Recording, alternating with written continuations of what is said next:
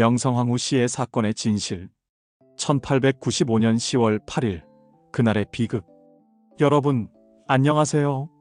오늘 이 주제를 다루게 된 건 구독자님의 댓글 때문입니다. 야사로만 취급되고 진실이 왜곡된 명성황후의 이야기를 다루었으면 좋겠습니다. 이 제안을 받고 저는 며칠 자료를 찾았습니다. 국사편찬위원회, 한국학중앙연구원, 심지어 일본 외무성 기록까지. 그리고 제가 발견한 것은 상상 이상으로 충격적이었습니다. 1895년 10월 8일 새벽 조선의 국모가 일본인들의 칼에 찔려 죽고 그 시신은 석유를 부어 불태워졌습니다. 이것은 야사가 아닙니다. 외국 외교관들의 보고서, 목격자 증언, 그리고 최근 발굴된 일본 측 자료까지 모든 것이 이 참혹한 사건의 진실을 증명하고 있습니다. 특히 2021년에 발견된 일본 외교관의 편지를 읽었을 때 저는 손이 떨렸습니다. 그는 이렇게 썼더군요. 우리가 왕비를 죽였다. 생각보다 간단해서 오히려 놀랐다. 오늘 저는 여러분께 그날 경복궁에서 무슨 일이 일어났는지, 왜 일본은 조선의 왕비를 죽여야 했는지, 그리고 이 사건이 우리 역사에 어떤 영향을 미쳤는지 상세히 말씀드리겠습니다. 일부 명성황후는 누구인가? 먼저 명성황후가 어떤 인물이었는지부터 알아보겠습니다. 명성황후, 본명 민자영은 1851년 경기도 여주에서 태어났습니다. 여흥 민씨 가문 출신으로 8살의 아버지를 여의고 어렵게 성장했습니다. 그런데 흥미로운 기록이 있습니다. 조선왕조실록에 따르면 왕비 간택 당시 대왕 대비가 이렇게 말했다고 합니다. 이 아이는 눈빛이 남다르다. 총명함이 얼굴에 드러나 있구나.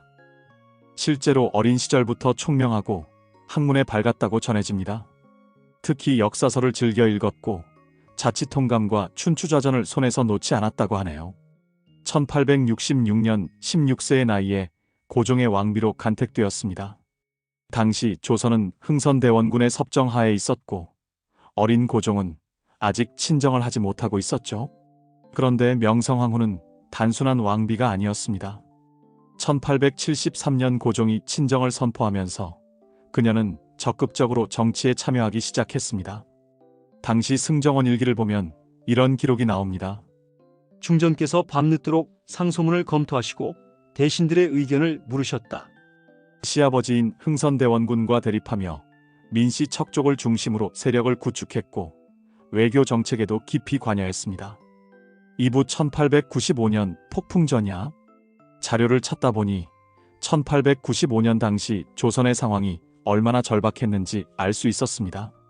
청일전쟁에서 일본이 승리하면서 조선은 그야말로 국제정치의 소용돌이 속에 있었습니다. 시모노세키 조약으로 조선은 명목상 독립국이지만 실제로는 일본의 영향력 아래 놓이게 되었죠. 당시 주한 미국 공사 앨런의 일기를 보면 일본인들이 서울 거리를 활보하고 있다. 그들은 마치 이미 조선을 점령한 것처럼 행동한다. 일본은 조선을 완전히 장악하기 위해 친일 내각을 구성하고 갑오개혁이라는 이름으로 조선의 제도를 일본식으로 바꾸려 했습니다. 이때 명성황후가 내린 결단이 있었습니다. 러시아와 손을 잡는 것이었죠. 실제로 1895년 7월 고종은 러시아 태평양 함대 사령관과의 극비 회담을 추진했습니다.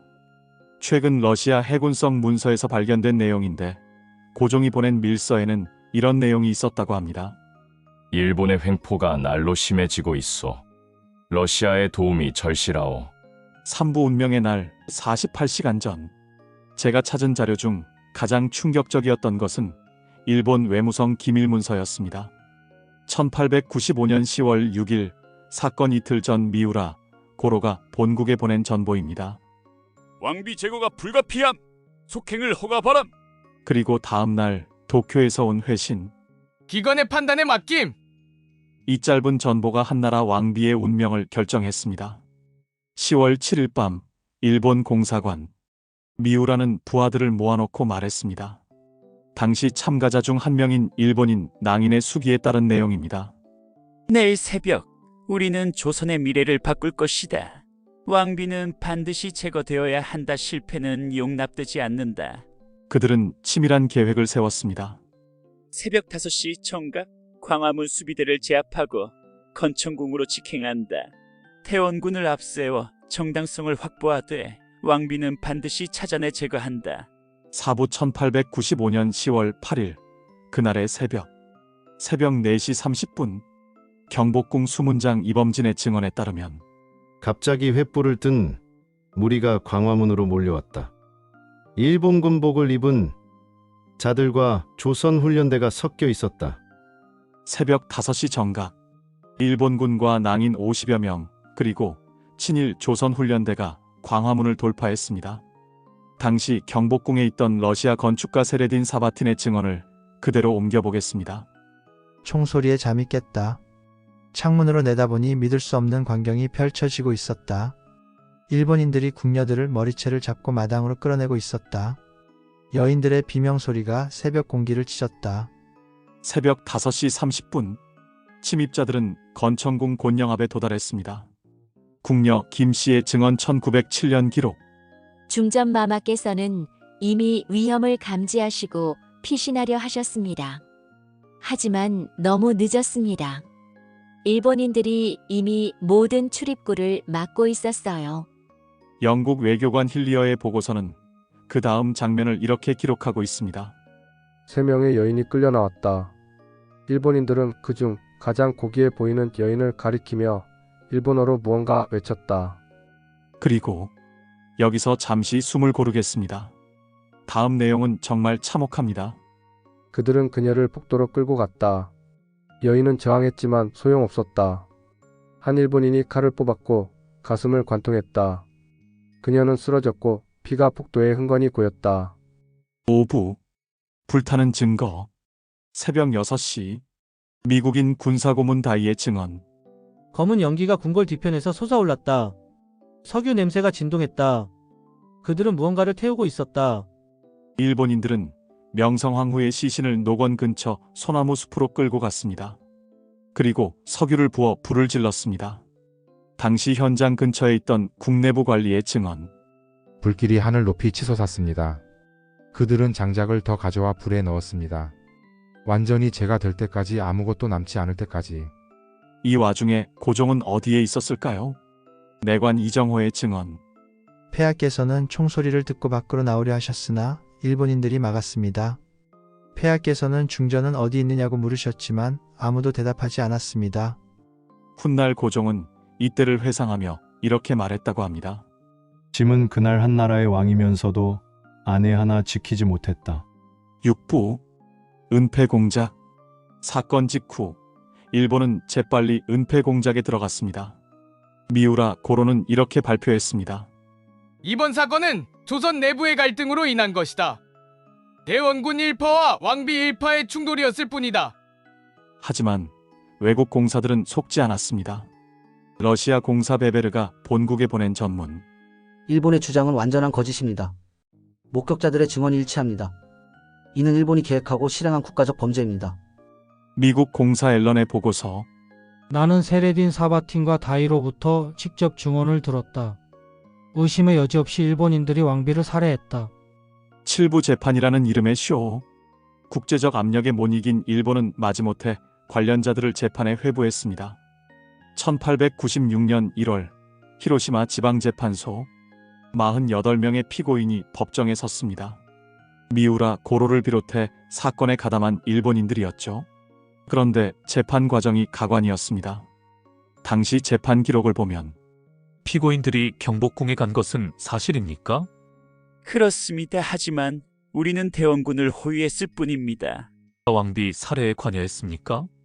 전혀 모르는 일입니다. 조선인들끼리의 일이었습니다. 그리고 1월 20일 판결이 나왔습니다. 증거 불충분 전원 무죄. 당시 일본 신문조차 이렇게 비판했습니다. 이것이 정의인가? 온 세계가 알고 있는 사실을 우리만 모른다고 우기는 것인가? 8부 진실은 밝혀진다. 하지만 역사의 진실은 결국 밝혀지기 마련입니다. 2021년 결정적인 증거가 발견됩니다. 교토의 한 고서점에서 발견된 편지. 을미사변에 직접 가담한 일본 외교관 호리구치 구마이치가 친구에게 보낸 것이었습니다. 10월 8일 새벽 우리는 경복궁으로 향했다. 미우라 공사의 명령이었다. 왕비를 찾는 데는 시간이 좀 걸렸지만 결국 찾아냈다. 우리가 왕비를 죽였다. 생각보다 간단해서 오히려 놀랐다. 지시는 완전히 태워 증거를 없앴다. 이 편지를 처음 읽었을 때 저는 정말 소름이 돋았습니다. 126년 만에 가해자의 자백이 나온 것입니다. 9부 그 후의 이야기. 명성황후 시해 사건은 조선의 운명을 바꿔놓았습니다. 고종은 더 이상 경복궁이 안전하지 않다고 판단했습니다. 1896년 2월 11일 새벽 고종과 왕세자는 궁녀들의 가마에 숨어 러시아 공사관으로 피신합니다. 이것이 바로 아관 파천입니다. 당시 고종의 심정을 담은 어록이 있습니다. 짐은 이제 누구도 믿을 수 없다. 진화도, 군사도 오직 서양 공사관만이 안전하구나. 전국에서는 의병이 일어났습니다. 유생 이소응의 경문. 국모께서 왜적의 칼에 돌아가셨다. 이것이 나라인가? 우리가 사람인가? 일어나라.